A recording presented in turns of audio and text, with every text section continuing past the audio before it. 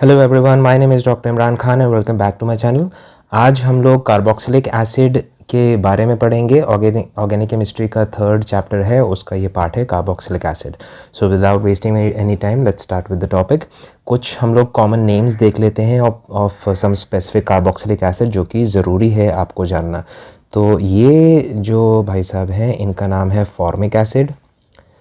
ये जो common names हैं स्टूडेंट ये भूल जाते हैं, तो इनको हम लोग समझ लेते हैं यहाँ पर। ऑलराइट, फॉर्मिक एसिड हो गया। इसको सब, ये तो बहुत इजी है, सबको जानते हैं इसको। दिस इज़ एसिटिक एसिड, ठीक है। ऑलराइट, फिर उसके बाद इसको बोलते हैं, ये है आपका ऑक्सैलिक एसिड। ऑक्सैलिक एसिड, आप देख रहे हो कुक्कू लिखा हुआ है, ठीक है। Oxalic acid.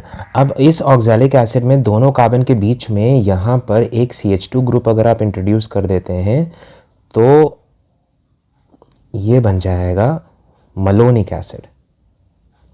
मलोनिक एसिड, ठीक है। एक और CH2 यहाँ पर इंट्रोड्यूस कर देंगे तो बन जाएगा सक्सीनिक एसिड। बन जाएगा सक्सीनिक एसिड, ठीक है। एक और CH2 यहाँ पर ग्रुप इंट्रोड्यूस कर देंगे तो ये आ जाएगा होल थ्राइस आ जाएगा, तो ये बन जाएगा glutaric acid. Glutaric acid.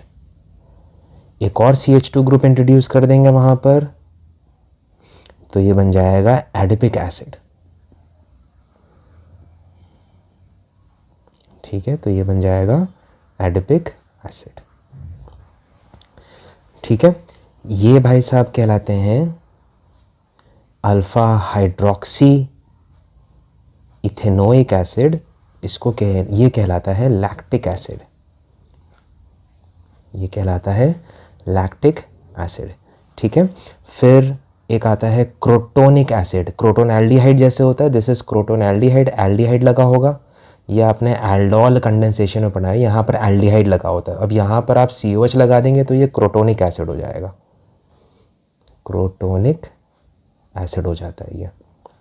Benzoic acid आप लोग ने बहुत बार पढ़ा हुआ है, उसमें हम लोग टाइम वेस्ट नहीं करेंगे। This is phthalic acid. Phthalic acid, ठीक है। अगर यही COOH यहाँ पर एक दूसरे के पैरा पोजीशन पर लगता है तो इसको बोलते हैं टेरेप्थैलिक एसिड। टेरेप्थैलिक एसिड, ठीक है। एंड फाइनली एक बस और देख लेते हैं, इसमें स्टूडेंट बहुत कंफ्यूज होता है, राइट। तो इसके लिए रूल ये है कि आइदर आप तीनों COH को एक साथ मेन चेन में इंक्लूड करें या फिर एक्सक्लूड करके तब इनका आप सफिक्स यूज़ करिए। तो क्योंकि ये इन तीनों को हम एक साथ मेन चेन में इंक्लूड नहीं कर पाएंगे, हम इन तीनों को एक्सक्लूड करके इनका सफिक्स यूज़ करेंगे। तो इसका नाम है propane 1 2 3 try carboxylic acid. Try carboxylic acid, ठीक है। अब हम लोग देखते हैं methods of preparation of carboxylic acid. Preparation of carboxylic acid, ठीक है। अब इसमें से आप लोग मेरे साथ करिएगा। तो मान लीजिए कि हमारे पास अगर एक टर्मिनल अल्कोहल है तो इसमें क्या डालें कि ये कार्बोक्सिलिक एसिड में कन्वर्ट हो जाएगा? क्या डाला जाएगा? Yes, a strong oxidising agent. तो आप क्या नाम जानते हैं उन स्ट्रॉन्ग ऑक्सीडाइजिंग एजेंट का? यस, वेरी गुड, KMnO4 डाल सकते हैं या फिर आप ये भी डाल सकते हैं K2Cr2O7 plus H2SO4। So these two are strong oxidizing agent। तो दोनों में से आप कोई भी डाल सकते हैं, ठीक है। समझ में आ गया? अगर सेकेंड मेथड है, आप एल्डिहाइड से भी इसको ऑक्सीडाइज करके बना सकते हैं। एल्डिहाइड से आप कार्बोक्सिलिक एसिड बना सकते हैं। क्या रिएजेंट यूज़ करेंगे? जी हाँ, ये ऊपर वाले रिएजेंट यूज़ कर सकते हैं, एग्जैक्टली ठीक है। तो आप टर्मिनल अल्कोहल को भी कार्बोक्सिलिक एसिड में एंड एल्डिहाइड को भी कार्बोक्सिलिक एसिड में कन्वर्ट कर सकते हैं। चलिए अब अगला बताइएगा, अगर मुझे RCN को कन्वर्ट करना है इनटू RCOOH तो बताइए क्या डालेंगे?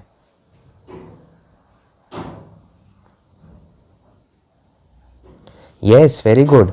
This is partial complete hydrolysis हमें करवानी पड़ेगी, तो हमें डाइल्यूट HCl डालना पड़ेगा इसमें, डाइल्यूट HCl, ठीक है। अगर हम इसमें पार्शियल हाइड्रोलिसिस करवाते हैं तो हम ऐड करेंगे उसमें कॉन्सेंट्रेटेड HCl। तो जब पार्शियल हाइड्रोलिसिस करवाते हैं तो बनता है अमाइड, फिर से इसका फर्दर हाइड्रोलिसिस हमें करवाना पड़ेगा, ठीक है। तो ये amide will be converted into carboxylic acid, right. अच्छा, यहाँ पर जो अपना R है ना, यहाँ पर ये R कैन बी एल्काइल और अराइल बोथ, और अराइल बोथ यहाँ पर दोनों हो सकते हैं, ठीक है। यहाँ पर भी ऊपर जो आपने देखा ना, यहाँ पर भी एल्काइल या अराइल हो सकता है, यहाँ पर भी एल्काइल या अराइल ग्रुप हो सकता है, ठीक है। तो उससे कंफ्यूज मत होइएगा। ऑलराइट, फोर्थ मेथड देखते हैं, from Grignard reagent. Grignard reagent से कैसे बन सकता है? आप लोग थोड़ा सोचेंगे प्लीज़, किससे हम रिएक्शन करवा दें ग्रिग्नार्ड रिएजेंट की ताकि हमें कार्बोक्सिलिक एसिड मिल जाए? थोड़ा सोचिए। यस, कार्बन डाइऑक्साइड की रिएक्शन अगर हम करवा दें with Grignard reagent CH3MgBr, carbon dioxide की रिएक्शन, ठीक है। ये सॉरी, तो ये नेगेटिव एंड ये MgBr पॉजिटिव, ये ऐसे टूटेगा, नेगेटिव एंड ये पॉजिटिव, ठीक है। तो ये CH3 नेगेटिव चला जाएगा कार्बन पॉजिटिव के ऊपर, एंड ये Mg पॉजिटिव एंड Br ये चला जाएगा इसके पास, राइट।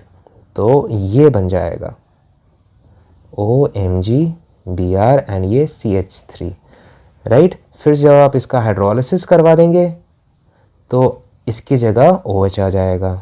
तो ये देखिए, जब OH आ गया हाइड्रोलिसिस करवाने के बाद, तो ये बन गया आपका क्या? कार्बोक्सिलिक एसिड बन गया। अब यहाँ पर भी ध्यान देने वाली बात है कि आप चाहें तो यहाँ पर आप एल्काइल या अराइल, एल्काइल और अराइल यहाँ पर भी आप यूज़ कर सकते हैं। अगर आप यहाँ पर C6H5 यूज़ कर देंगे तो CH3 की जगह यहाँ पर भी C6H5 आपको मिल जाएगा, ठीक है। ऑलराइट, नेक्स्ट, अब बताइएगा, ये अगर हमें एसिड डेरिवेटिव्स से एसिड बनाना है, फ्रॉम एसिड डेरिवेटिव, तो क्या करेंगे? फ्रॉम एसिड डेरिवेटिव से हमें कार्बोक्सिलिक एसिड बनाना है, तो क्या किया जाएगा बताइए, सोचिए। सबसे पहला एसिड डेरिवेटिव मान लीजिए ये हो गया, एक ही चीज़ करनी है सब में, अमाइड हो गया, एक ही चीज़ करनी है अपन लोग को सब में, ठीक है। और ये हो गया, ये एनहाइड्राइड। तो जितने भी एसिड डेरिवेटिव हैं, हाँ वेरी गुड, जितने भी एसिड डेरिवेटिव सबका हाइड्रोलिसिस कर दीजिए, बहुत सही, हाइड्रोलिसिस। तो ये पॉजिटिव नेगेटिव तोड़ दीजिए, तो देखिए बन गया कि नहीं बन गया। ऑपोजिट चार्जेस को जोड़ दीजिए, HCl, वेरी गुड, इसका भी हाइड्रोलिसिस करवा दीजिए। जहाँ पर एसिड डेरिवेटिव से आपको बनाना है वहाँ पर आप पानी फेर दीजिए, ऑलराइट। तो आपको कार्बोक्सिलिक एसिड तो मिल ही जाएगा, साइड बाय साइड ये कंपाउंड्स मिल जाएंगे।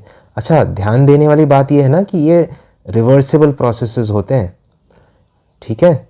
ये रिवर्सिबल प्रोसेसेस होते हैं ये सारी चीज़ें, कि अगर आप इन दोनों को मिक्स करेंगे तो ये वापस आपको एसिड क्लोराइड मिला दे देगा, ठीक है। तो इनको तुरंत आइसोलेट करना बहुत ज़रूरी होता है, ठीक है। ऑपोजिट चार्जेस जोड़िए और बनाते जाइए, ठीक है। यहाँ पर भी ये ऐसे नेगेटिव एंड ये पॉजिटिव, RCOOH। तो यहाँ पर 2 कार्बोक्सिलिक एसिड आपको मिल जाएंगे, क्योंकि दोनों सेम एल्काइल ग्रुप यहाँ पर दोनों सेम लगा है ना, तो आपको 2 carboxylic acids you will get. ठीक है। अच्छा, यहाँ पर आप R की जगह, इन रिएक्शंस में भी आप R की जगह अराइल ग्रुप भी यूज़ कर सकते हैं, कोई दिक्कत की बात नहीं है। ठीक है, तो आप उसको देख लीजिएगा।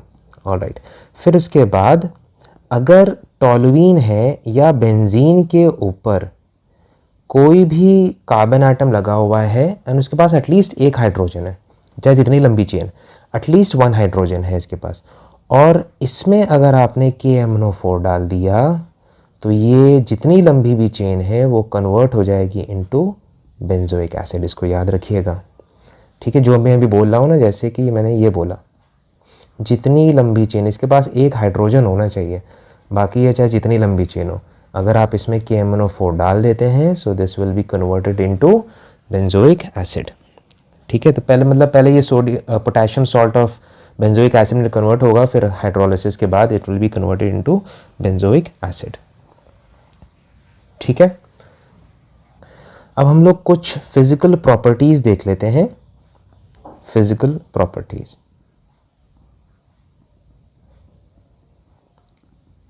ठीक है। अच्छा, तो फर्स्ट है फिजिकल स्टेट। फिजिकल स्टेट, तो जो फर्स्ट 3 मेंबर्स होते हैं ना, first 3 members are colourless liquid, are colourless liquid with pungent smell. ठीक है, नेक्स्ट जो 6 मेंबर्स होंगे वो ऑयली होंगे, थोड़ा सा जैसे मॉलिक्यूलर मास बढ़ता जाता है वैसे वैसे वो थोड़ा सा थिक होते जाएंगे, विस्कस होते जाएंगे, right. Benzoic acid is crystalline solid, is crystalline solid. ठीक है, okay. Second point, solubility. Solubility के बारे में सबको जानते हैं कि ये सॉल्युबल होंगे, क्यों? क्योंकि ये हाइड्रोजन बॉन्ड बना सकते हैं विद वाटर या विद एनी अदर सब्सटेंस। ठीक है, so first 4 members are soluble in water as they form hydrogen bonds। ठीक है, और जैसे जैसे मेंबर, ये जो कार्बन आइटम जो एलिफैटिक चेन है वो अगर बढ़ती जाएगी वैसे वैसे सॉल्युबिलिटी डिक्रीज होती जाती है, because extent of hydrogen bonding फिर कम होती चली जाएगी। ठीक है, benzoic acid is insoluble in water, insoluble in water। ठीक है, फिर उसके बाद आते हैं बॉइलिंग पॉइंट।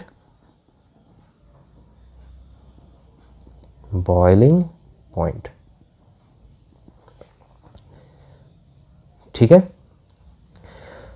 कार्बोक्सिलिक एसिड का बॉइलिंग पॉइंट बहुत ज़्यादा होता है than expected. Boiling point is more than expected. ये क्यों होता है ऐसा? Because they form dimer. Dimer मतलब due to inter molecular hydrogen bonding, इस टाइप से ये डाइमर बनाते हैं, ये ऐसे करके डाइमर बना लेते हैं, जिसके वजह से इफेक्टिव मॉलिक्यूलर मास बढ़ जाता है एंड जिसके वजह से बॉइलिंग पॉइंट बढ़ जाता है। ठीक है, तो ये डाइमर बनता है, राइट। नेक्स्ट आते हैं मेल्टिंग पॉइंट।